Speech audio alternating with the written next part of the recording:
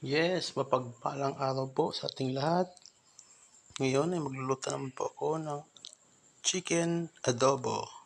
Bale, yung ginamit ko pong manok ay hindi po siya native po. Bale, broiler po. Ito po yung ating manok. Ito po kanyang sangkap or ingredients. Sibuyas, luya or ginger, bawang, meron pa tayong green chili or siling panigang. Meron din pong patatas. Meron tayong Knorr chicken cubes.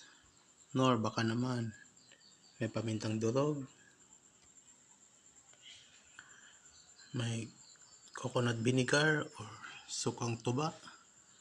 Meron din po tayong toyo. At optional po, Ajinomoto. Yan lang po ang aming dinner ngayon. Simpleng buhay, simpleng ulam. Salamat po.